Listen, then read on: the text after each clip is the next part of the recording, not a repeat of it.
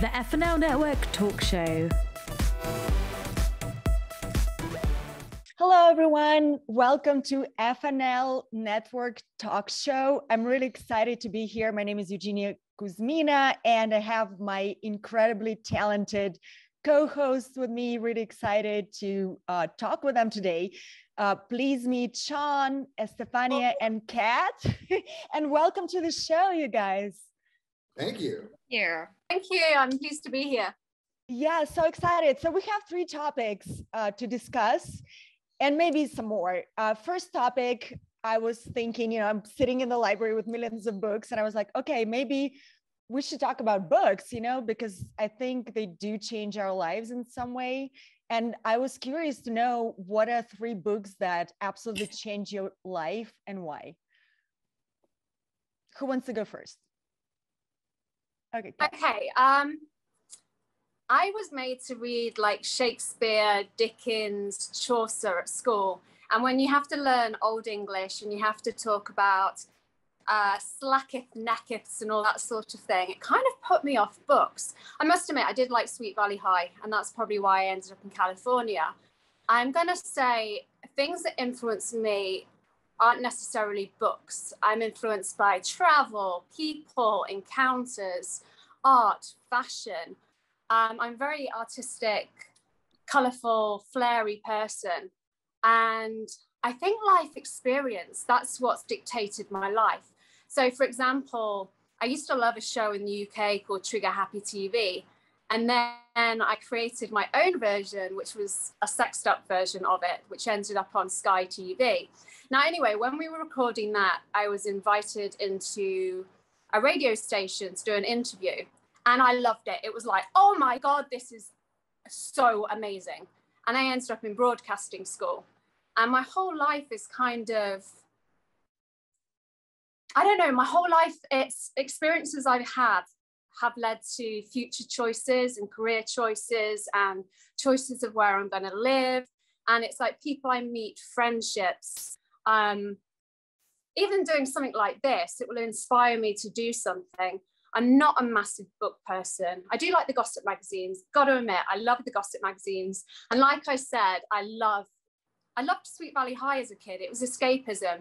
There's me in like rainy UK, and I'm there under my bed with a torch, and I'm reading like about Jessica and Elizabeth and Todd in sunny California, and they're like living the best life. And I think that's probably inspired me to come to the States and move here. But I'm going to say my life is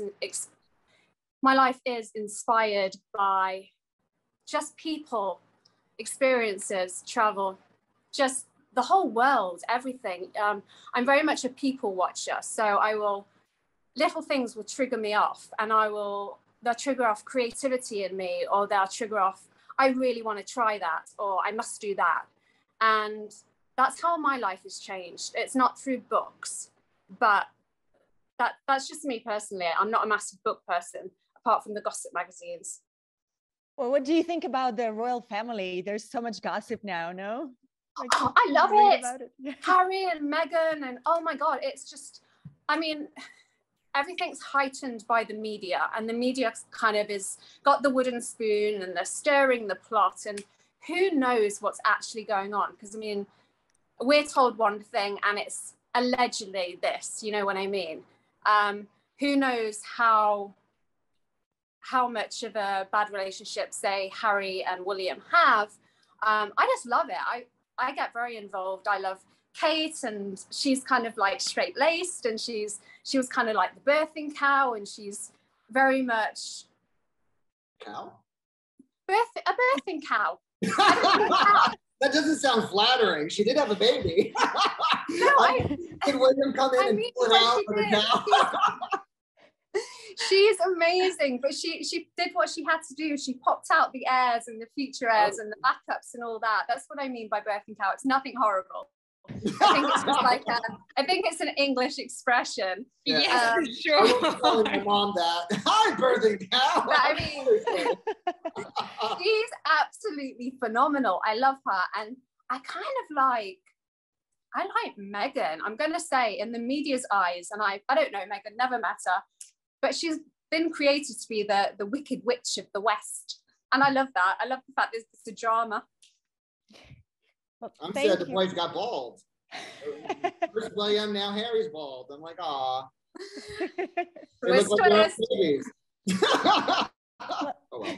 Well, Sean, what do you think? Since, you know, do you like reading gossip? Do you like reading books, or not at all? There's a few books I really enjoyed. I mean, to be honest, when you said as far as like having a life impact, I mean, to me, the first thing I thought of, and not even to go on a tangent about religion, but it's the Bible, because I wound up going to Catholic school for a few years. And it kind of sparked with me, you know, a curiosity about different religions and about spirituality, you know, so like later on via Oprah, who always had her book club, which I watched, you know, religiously, I got into The Secret, you know, which is, you know, how thoughts become things and manifesting. And really all of it essentially is like, be a good person. The energy you put out comes back to you.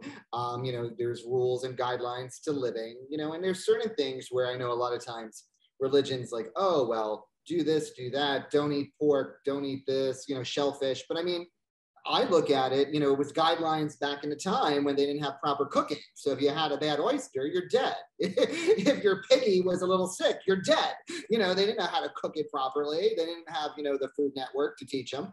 So I think some of the religious rules even were just practical, you know, rules at the time that they're like, well, how can we get people to do it? God said, don't eat it. You know, and they're like, oh, okay, cool. You know, now that's my interpretation. Who the heck knows? So to me, spirituality was launched, and my curiosity about what I believe and what I want to follow and who I want to pray to and so forth all started with, you know, the Bible, and then later evolved to a little bit more Eastern of approach, like The Secret. Oh, nice. Do you believe in energies and stuff like that?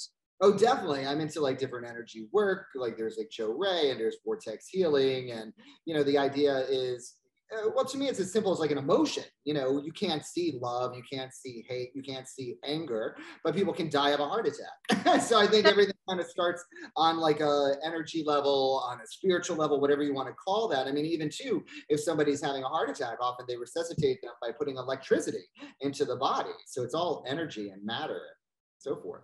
Yeah, because I'm not religious. I appreciate religion. I appreciate all the religions, whether it's Muslim or Buddhism or any Christianity or Catholic. But I myself am not religious. But I do believe in energy. And so that's very important to me. And I am someone, I sense energies, which it's kind of, I guess that's spirituality in a way.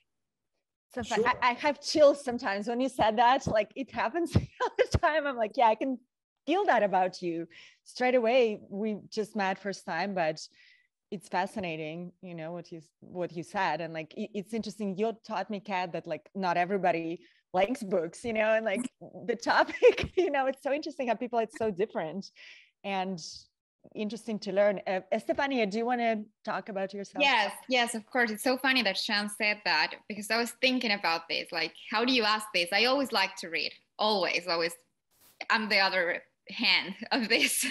I always enjoy it, and I'm always reading, but it's not that the books had an impact, it's just I enjoy it. You know, it's an activity, like I enjoy it. It's not that I think, oh my God, yes, I'm gonna do exactly what this book said after this. No, I just enjoy reading.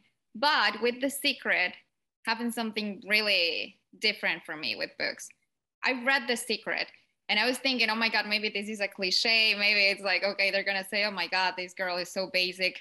But no, The Secret, like really changed a part of my life. It's like, I know there's a new beginning after that, not because the book is amazing or extremely well written or something like that, but it just tells you something that maybe you already knew, but then you just put it on practice and you say, oh my God, this is so easy. What I was doing with the whole my life, like how I was living. So yeah, maybe that. And I do love, you know, the energy in people. I don't know, I think I'm perceptive with that too, but yeah, I enjoy reading a lot. Not much the gossip stuff, because I don't know, it feels kind of, I don't know why, but I do enjoy reading a lot. Well, you know, it's funny to say, I was talking to my husband, and apparently in choir is like, they have to run it by all the lawyers. So anything you read about gossip and inquire. That's like the paper to pick up, because they kind of like know the insides and well, they have to worry about libel and defamation and stuff like that. Of so course. it's because when I was at broadcasting school and when I did some work in radio, that's one thing we really had drummed into us. We had to learn the law about things you could say, and you have to use things like allegedly, because then you're not saying this definitely happened. It's this may have happened. Allegedly a birthing cow. That's it. I love the fact you're picking up the birthing cow expression. I know. I mean, you love it. I mean, just pop those sprogs out. Sprogs are kids, by the way. I think British common phrase. Yes, is that common? Like a sprog is a kid. I'm fascinated by, you know, British, so to say, language, because you guys have such different words and like expressions. Yes, we do have a lot of stuff we say only a British person would understand. And it's things that I have, you know, I've grown up with. So to me, they're just totally normal. And other people are like, what? You know what I mean? Yeah, we know exactly what you mean right now. Yeah, it's so also, funny. Yeah, it's just, I don't know. I love language and I love sounds. And I think that might be part of being British, I think. Amazing. One of my best friends is a comedian. She's British, and she just can speak normally, and like people would laugh because something like birthing cow, you know, she would come up with some kind of things, and people, it's very educational for sure. Yeah, it's like bun in the oven. Do you have that here? Yeah, yeah, yes, we have bun in the oven. Okay. Well, I have I'm so sorry to interrupt. I have a weird question. Okay. What zodiac sign are you? Sagittarius. Me too. Yes, I'm Sagittarius going on Capricorn, so I'm kind of on the cusp. On the 19th. Okay. December, so. Fun. I heard that a lot of talk show hosts, they're all Sagittarius because you guys are very good with communication skills. That's what I heard about the star signs. I just love talking to people, and I love talking to strangers. I like finding out about people. Because this is why I think, you know, I say I'm inspired by life rather than books. It's because I like connecting with people, and I like drawing information out, and I like hearing about them, and I like learning from them. And I'm a people person. I just love people, and I like stories, but not necessarily stories that I have to sit there and read. I like finding my own stories about real life people, and I like talking. I do like talking. But I also know when to shut up too. So that's so fascinating, especially being in LA. I just have a question: like, do you connect to strangers because it's such an interesting city and everybody's in the car all the time? LA. Okay, so I'm going to say I probably have 2 kind of friends in LA. LA is not a place you come to make friends. LA is a place you come for a career. I'm going to say, oh God, I don't really want to slag off LA people, but we're all flaky. We're all here for a reason. We're all like kind of on Instagram, liking everything, doing whatever.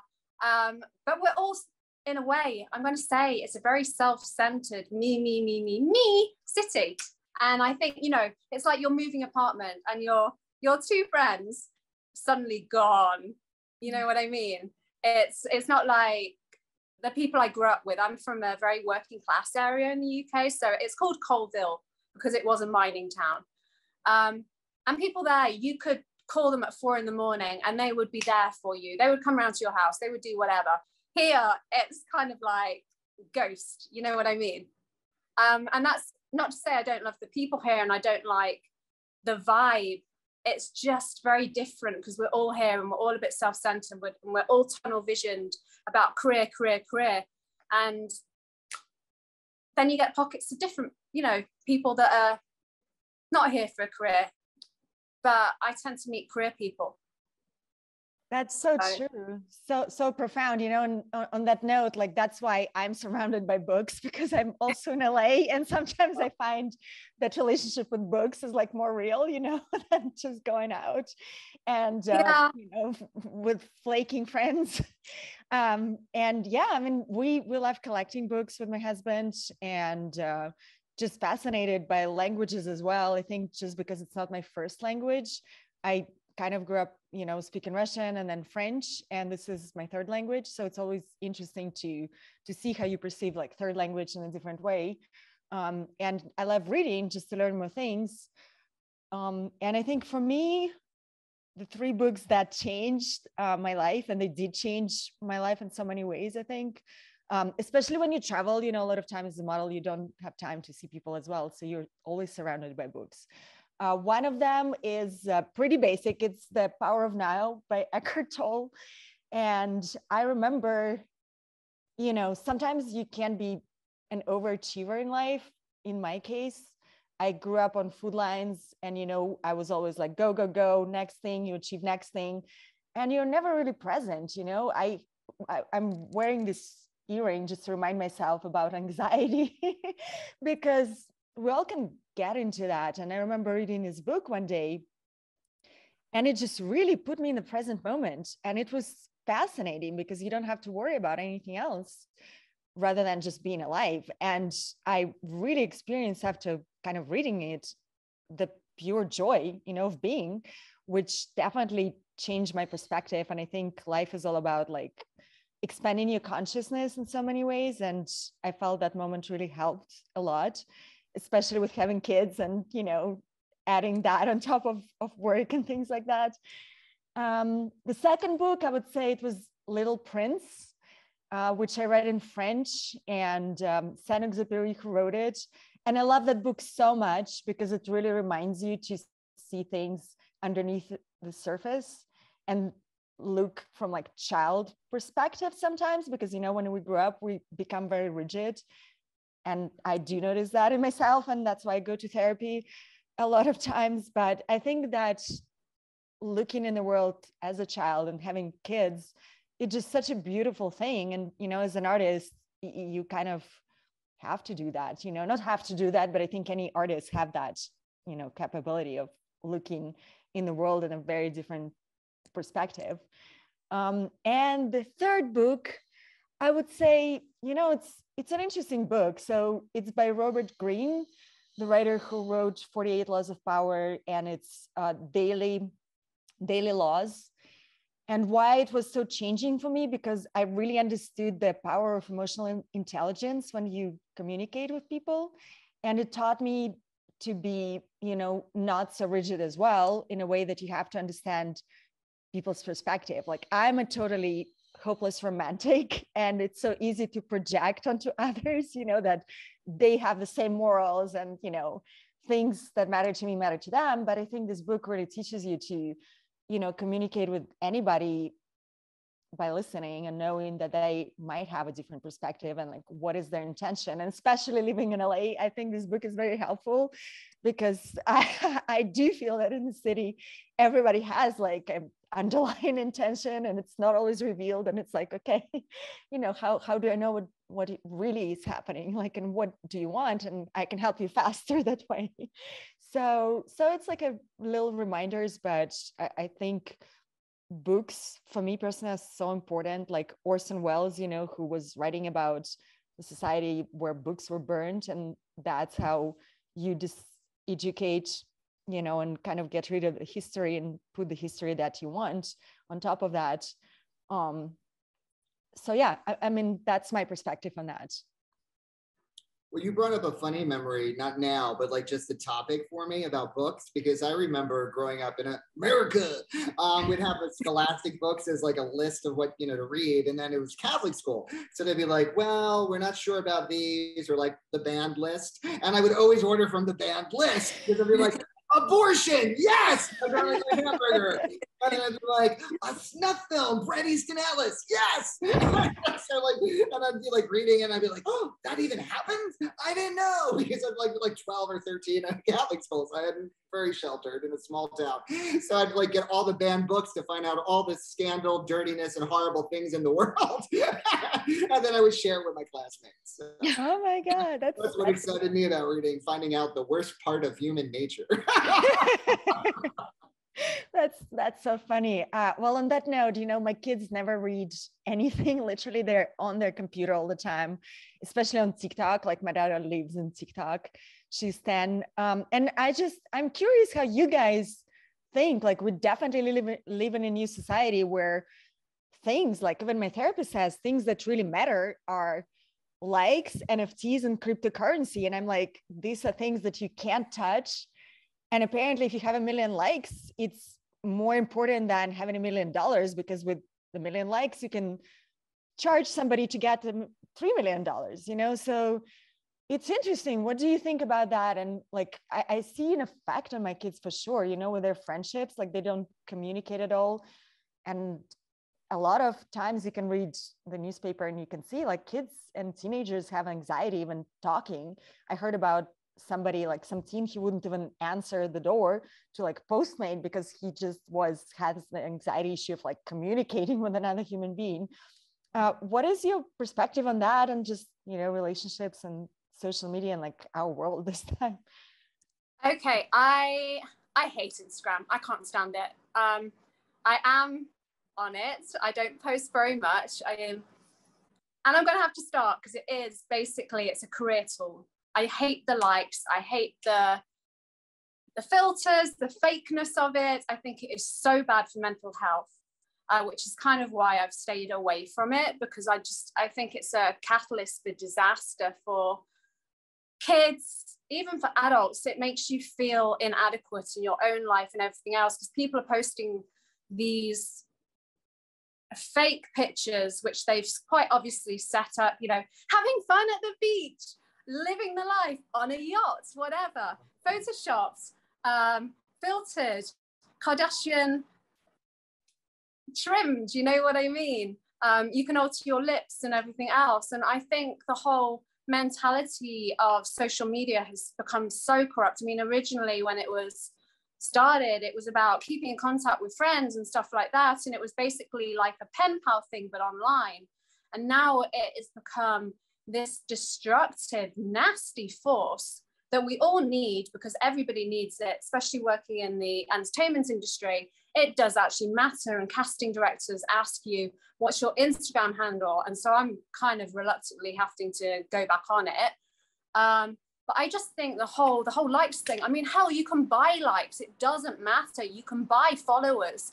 But what kids don't understand, and a lot of people take it to heart, why aren't my true friends, why aren't they liking my post? And I'm like, well, it's because you're now following 1,000, 2,000 people, and people probably don't even see their proper friends' posts anymore. You know what I mean? So it's like, I've been on set twice this week, and the people that I was talking to, we all swapped Instagrams because we're all growing our numbers. You know what I mean?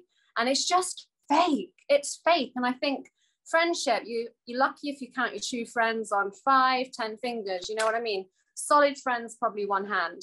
And I think, if you talk about my friends on Instagram, you're just talking about, it's like talking about a character in a book. You know what I mean? It's fake. It's not real. We're all trying to be celebrities nowadays. And I just think it's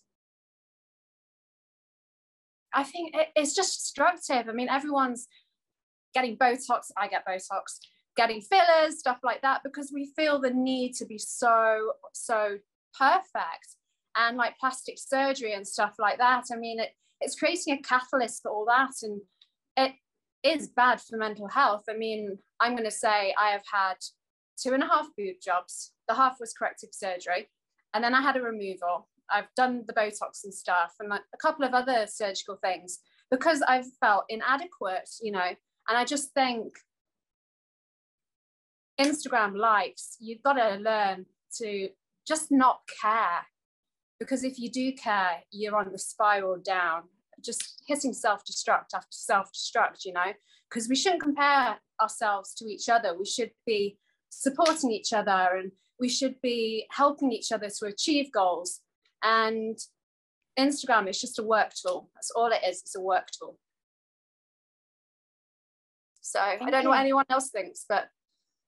Yeah, I agree with what you said. For me, I'm more like an old soul, even though I'm not that old. Yeah. But for me, it's that the need of, you know, having a conversation, a real conversation, you know, talking about real things, even having the ability to touch your friend and to say like, hey, everything's okay, or no, everything is bad, like you need to change this or to change other thing. For me, friendship is like really important, and it should be real. You should not have a friendship through an Instagram or like, you know, something that is not real, like you said. And I think the problem is we are trying to see ourselves through someone else, through like this perfect life that people is posting through Instagram or TikTok or whatever. We all know it's not real, but anyways, we're trying to get there, no matter how, but we're trying to get to this perfect life that people have, which is not correct, and it's not going to happen, and it's just going to lead to this type of problems, anxiety, depression, and at the end of the day, the only one that's getting hurt is yourself, no one else. These famous people don't even know you exist, and that's okay. That's okay too. It's not bad for them if they're having their lives. We just need to accept our reality right now and not trying to change it because other people is living that reality. We just have to be happy with what we have. I think that's it. And real friendship is really important for me. So that's true. You can just count with one hand your real friends, and you should just keep them really close to your heart. I'm just curious, Estefania, how do you make friends? Do you feel like you have childhood friends, or do you feel like you like make an attempt to make friends now? Like, are you like Cat talking to strangers? I personally have a lot of childhood friends. I mean, I don't know if a lot, but we have a group of friends that then grew because we all get our partner, our couple, you know, once got married, their kids, whatever. So our group get bigger and bigger. But then I also made some new friends. When I moved here, I made a couple of friends in university, at college, etc. So I do consider them my friends, but it's not the same type of relationship that you have with someone that you know since you're a child. So yeah, I don't know. It depends. It depends on your personality for sure. But I do think it's possible to make friends like tomorrow or later in the day. Yeah. Sean, you want to talk a little bit about it? Yeah, sure. You know, to me, like I had a very odd and I thought to me it was interesting, and it's an odd thought as well. I think a lot of the downfall with social media also depends on like who you are, where you live, and even ethnicity. Because I was thinking about it, I was like, I only, you know, I have like coworkers, I'll do spokesperson work, you know, speaking, and it's only the white people who are like, oh my God, guys, I'm living my best life, I'm so happy. And then 2 years later, they quit the job or whatever and doing something totally different. So they were loving their life and, you know, everything else to their, you know, followers. And I'm like, I don't think any of, you know, the African-American Latinos that I know do it half as much. And even like my sense of humor, like they tend to be more open, where I think a lot of times white people are more uptight for whatever weird reason. I don't know if it's how they grew up or whatever. I think it's more of an addiction for certain groups. And I also think it disconnects us often. I mean, in one way, I think it's great. Like we can get to know each other here. So this is connecting us. You know, it's a potential. It's a way to reach out and maybe meet somebody you wouldn't have met otherwise in a normal social situation. But day to day, like, I mean, living in New York, so many people are just like glued to their phone. They're not looking where they're going. They could bump into you. And talking about, you know, Eckhart Tolle, like you had mentioned, you're not in the moment. You're disconnected with this like little device.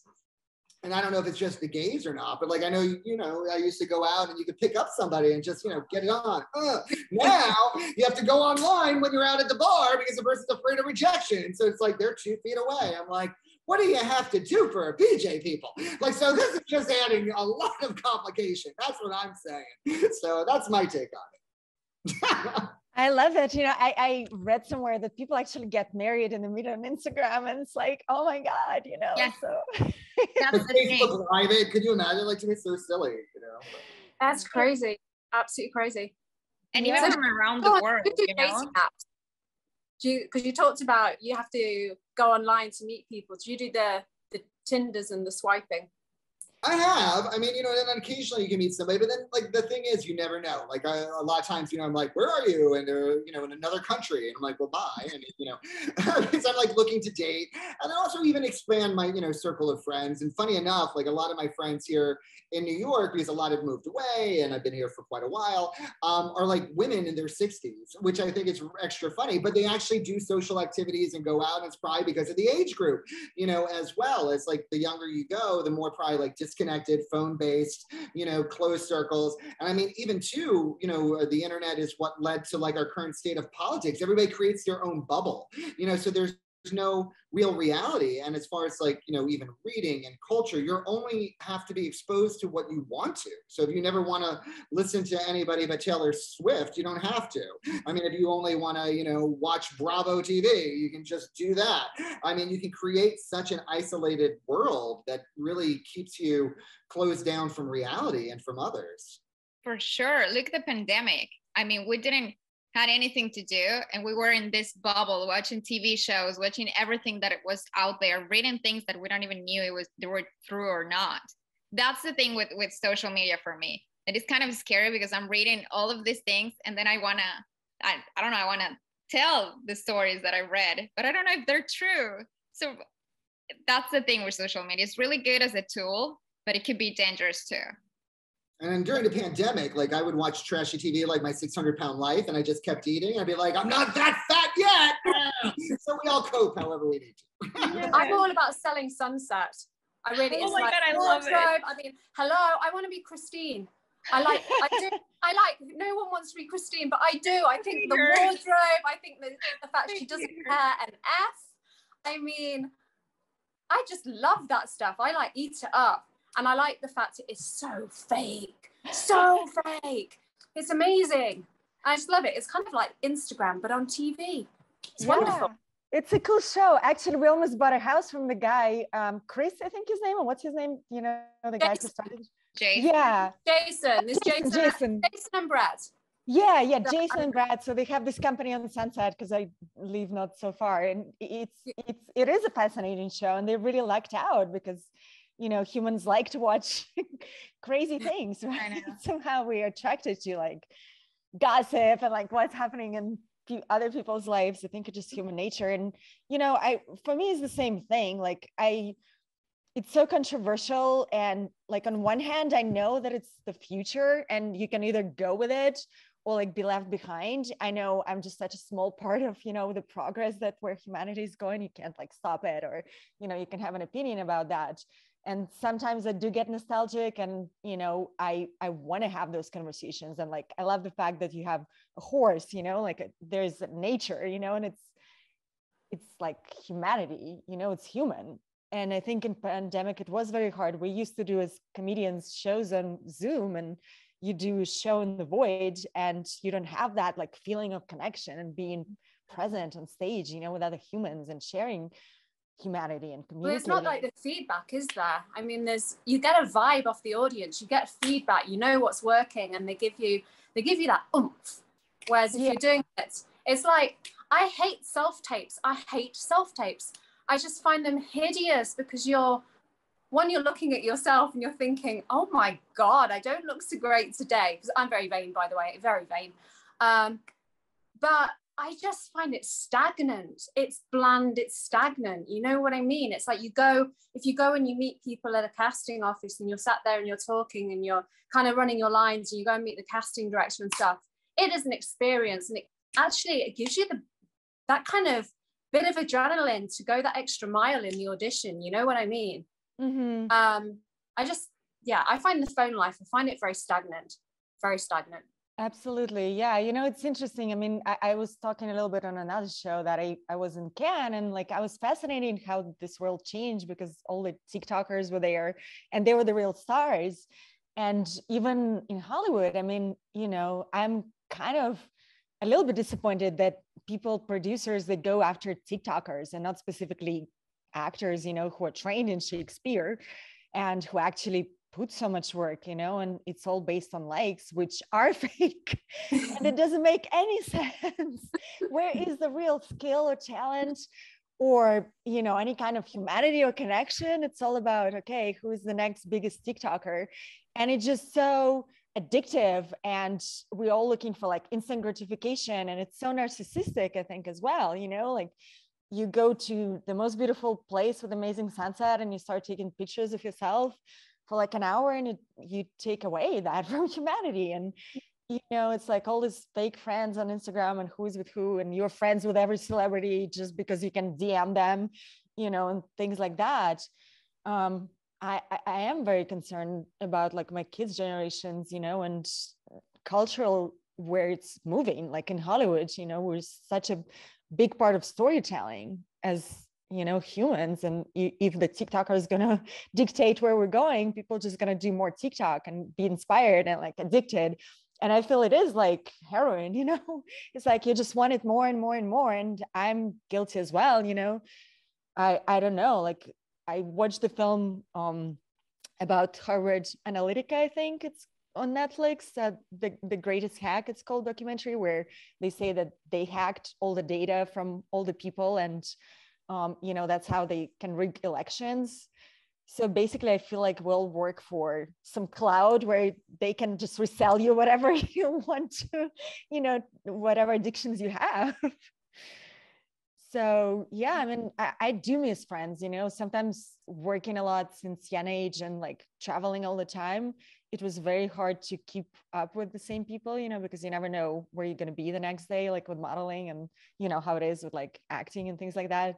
And I agree, it depends on the city too. I used to live in New York, and it's a fascinating city too, because you meet so many people in one day and you think that you're friends, but also people just kind of disappear and they move in and out of the city. They say like after 5 years, you're a New Yorker, right? Like a little bit more, because 5 years you live there, you just go through so many friends. Like I actually felt a little lonely when I first came to New York. It was so big, and I just felt like nobody was connecting because everybody was rushing somewhere, right? And LA is like another spectrum of that, where everybody's in a car and everybody's so self-important that, like, I remember doing a sketch with this actor who does Trump, a comedy sketch, obviously, right? And I was so terrified because he was dressed as Trump, and we went downtown LA walking around, and we were shooting without permission just because it was a small sketch, and people didn't even notice. Like they didn't see, because they were all looking either in the phone or like they were like way too important to even notice things around, which really showed me like LA is a specific town. I always love to go around America. I think America is such a fascinating continent, and just see how in different cities people do really connect and they're kind, and you know, they open their doors, and it is really like nostalgic for me sometimes, coming from, you know, from small city, and just like sometimes I just want to move to the farm and be around animals and things like that. So it's like what you said, it's very different. I spent time in Colorado Springs with an ex-boyfriend of mine, and it totally different, but I found it too small town, you know what I mean? And although like what you said about New York, it could be very lonely, I actually found New York less lonely than LA, because there were so many people, and I walked down the streets, and like I said, I'm not a massive phone person, so I was just taking it all in, taking all the people in. And I, like I said, I talk to anyone. So I'll talk to the person next to me on the subway, I'll talk to the homeless guy. I just like people. I find LA, like you said, with the car life, it's so much more difficult. I mean, I might meet people randomly while hiking in Griffith Park and I talk to them. But yeah, if I go to Runyon, which is a very different spectrum, where everyone's dressed to the nines and they're kind of like designer runway hiking gear, no one speaks to you. It's all about, I am here and I'm here to be seen. But I feel you, because like I think I get on with strangers better, because like you, I was a international model, and we just traveled the whole time, and you find, okay, I've got a new roommate, I'm in India today, 2 weeks later I'm in somewhere else, and you're constantly meeting new people, and you never are with the same people. I mean, if you're lucky, you might do a 3-month contract with the same people, but you're just constantly having to engage and get to know strangers. And I think for me, the modeling career made me very open to be able to talk to anyone and anybody about anything, because otherwise it was just a life with nothing. You know what I mean? That's fascinating. You know, I think to be a good model, you have to be a really good communicator. I agree with you. You know, it's such a like people's work, and it does teach you to be like open to strangers and experiences and communication. So yeah, thanks for sharing that. Well, on that, we have one more topic. So I was watching this fascinating documentary on Gaia TV, and it was saying that, you know, basically we're almost there and we can hack death basically and live forever, because they can download our consciousness into a computer, and basically based on all you send this company like a bunch of pictures, and they kind of the computers translate it into certain emotion and essence, and they truly believe that, you know, there is like almost a merger. Obviously, you know about robots, like they have all these robots who communicate, especially in Japan. It's huge, you know, and there's even a robot who like blinks and is just present, and they're all kind of different, like a robot priest I saw, which teaches Buddhism, and they like literally, you know, they have their own being. And when asked, this robot is like, yes, I'm a person and I have rights, you know. And I think Blade Runner was just such an incredible prediction in like 80s, or right when this film came out. I just can't believe that we're here. But what is your feeling? Like, would you like to be downloaded into living forever? I know Elon Musk is working on like Neuralink, right? So I'm just curious, what do you think? Because some of my friends love it and some hate it. So I think it would be an experience. But my God, I don't think I want to be in the world in the future, because we're killing the world. You know, like we've already got environmental damage, massive degree of global warming. Our country our world is going to be desolate in the future. And I know you're talking about us being an AI or kind of like a forever living kind of robot that's also human. There's no way. I would hate it. I would rather die tomorrow and die with good looks, nice people, nice experiences. You know what I mean? I mean, I've never wanted to live to be old. I think old age is horrible, absolutely horrible. I don't want the walking stick. I don't want the incontinence. I think it's cruel. You live such a nice life, and then you're like, kind of like need to be looked after again, and you might dementia in a home. I think it's nasty. It's like, if you're an animal, we would put someone in suffering down. There's no way, absolutely no way. Kill me tomorrow. I don't want to be an AI. Just want to start killing seniors. I'm kidding. It's dark humor. Put them down. Bye, Grandma. You've been there too long. Your walking sticks on my nerves. You're no longer a birthing cow, woman. Get out. For example, I mean, my mum is she's in a wheelchair. She has a lot of issues. She had a lot of connective tissue diseases. She's autoimmune, and her life is very, very hard. And she wants to live because she wants to be there for my dad, and she's brings up my sister's kids. But you know, her life is in a chair, and it must be. She was the most. I don't know. She really lived. She worked in Bulgaria and places like that. She was very active, very just on the go the whole time. Someone who would sleep like 3 hours a night and was always go, go, go. And then to have however long she's got left, she's been in a chair for a few years, and she can't even cook anymore. Just to have that, it's a sad way to be, a really sad way to be. And I think old age can be so cruel. Which is why, yeah, I don't want to get there. And I think a lot of people have beautiful experiences of it, but I would rather not take the risk. What do you guys think? Estefania, you want to go next? Yeah, for me, I do appreciate life. I do think life is beautiful, and you have oh my God, countless chances to enjoy life. But I think what makes life beautiful is that that has an end. Like you have to seize the moment. You have to, I don't know, to make something count, because it's going to end. You don't know if tomorrow, you don't know when you're old and ugly, but it's going to end. So I would not want to live forever, not at all. Oh my God, no. I would prefer, exactly as Cat say, oh my God, die tomorrow. But I do not want to live forever, not because of the old aspect. I don't mind being, I don't know, getting to that part of my life, but I do not want to live forever, not at all.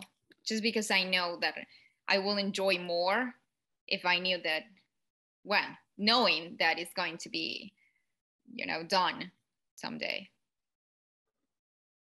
It's an interesting perspective of gratitude. Good perspective. How about you, Sean?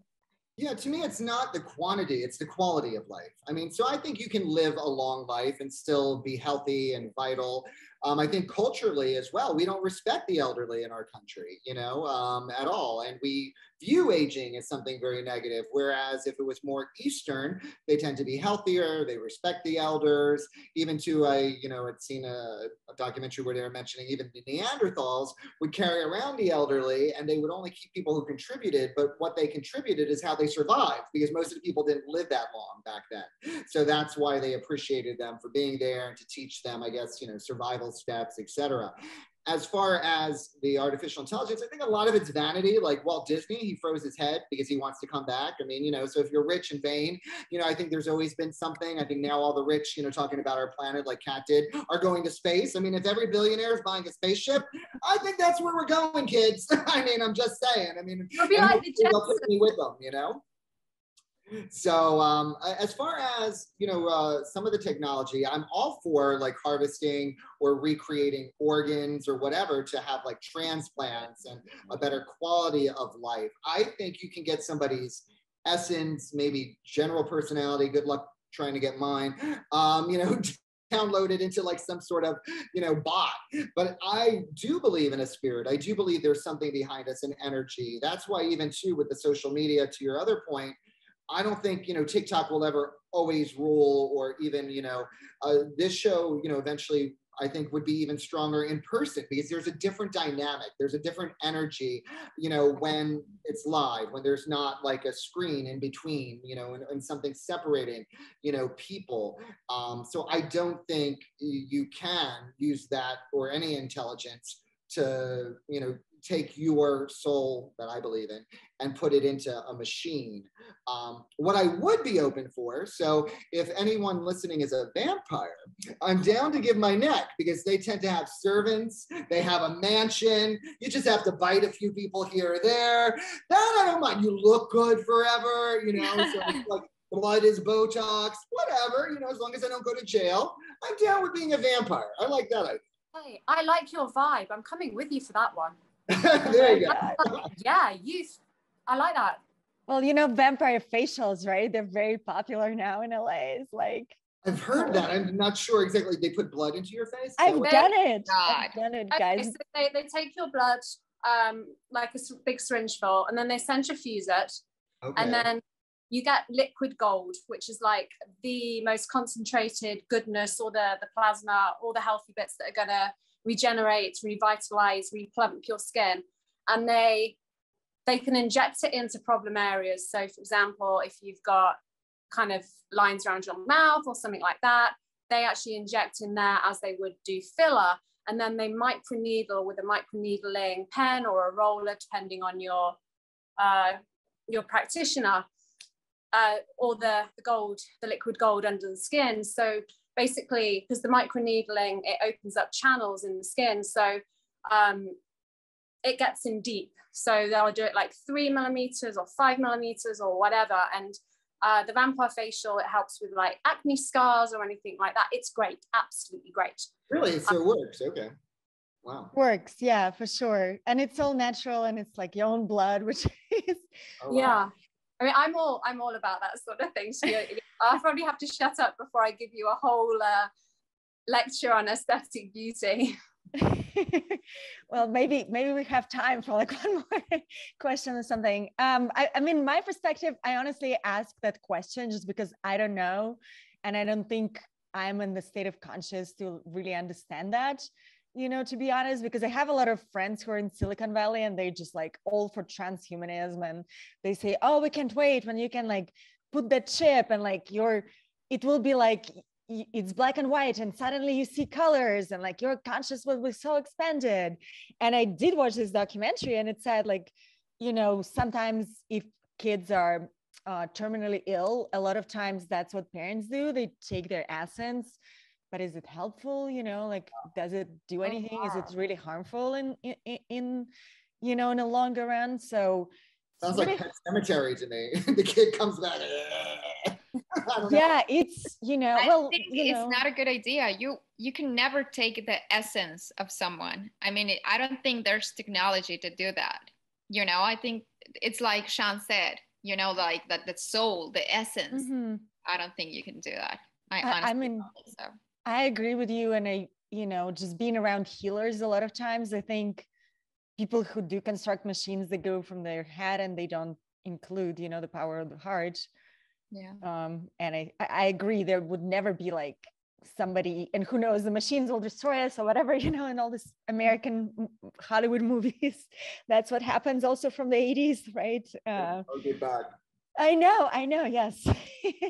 So it's definitely interesting. I mean, as a model, by the way, Kat, talking to you, I don't know if you've done that, but our agency sent us to this company to do like an avatar out of us. Oh. And in pandemic, they actually do have avatar models who have like millions of followers on Instagram, and, you know, they don't need to sleep and you don't need to fly them and deal with their emotions. So it's definitely there. You know, I was they have AI ones have done very well. And but basically it's taking us out of a job, because, you know, the more we mess around with that sort of thing, the worse it's going to be for humankind, because a robot's going to do the job.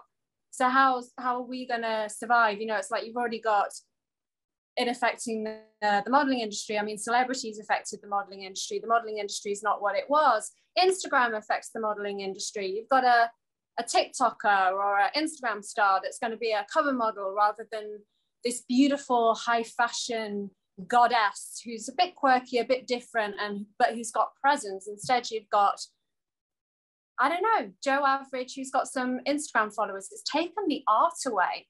And I think the more we mess with AIs and we mess with trying to freeze ourselves so we can come back in the future, the bigger self-destruct button we're hitting. Because it's like the more you play with stuff that way, it's like if you interbreed animals to get designer breeds, you end up getting qualities in an animal which are actually detrimental to their health. I'm going to say like pugs, they weren't meant to be as snub-nosed as they are now, for example, but we bred that and it causes them breathing problems. That's not right. And that's kind of what we're doing by messing around with freezing ourselves to bring ourselves back. Just stop messing with nature. Stop it. Just live your life. Look after the world. Leave it for future generations. Stop trying to be here forever and stop trying to destroy things, because that's all we're doing, you know? I love that. That's like the end note of the moral of the story, is to say. F the robots! Yeah. It's like RoboCop. Stop stealing model jobs. Stop stealing our jobs. Models really do eat. They need to work. It's so funny because, you know, I was at some kind of event, and the way they like introduce these robots into your life is they make them very cute, and they make them, oh, it's educational, and, you know, it's like that's how they kind of get you to like, you know, and then you find out that Alexa works for CIA. Yeah, everything can spy on you, you know, your TV or Alexa, what have you. I mean, most people, they probably don't care to spy on, but it is interesting. Yeah, it's definitely. Okay, I mean, I think I'm still very confused about what's going to happen, but I'm with you guys on the subject of like humanity and soul, and that it can be recreated. Do you have any final notes, anything you want to share? I think we all need to be followed. Let's all give our Instagram. Let's all create avatars. Next show is with avatars of ourselves, okay? So just create one. Okay, my avatar will hang out with yours. Yeah. Empire facials for everyone. I love it, guys. Thanks for your humor. You know, I think you can't take the darkness without the humor sometimes. And yeah, I think it's the end of the show, right? It's almost 5 o'clock, and thank you for watching, and hope to see you soon. Bye, guys. Bye, guys. Bye. Bye. Thank you.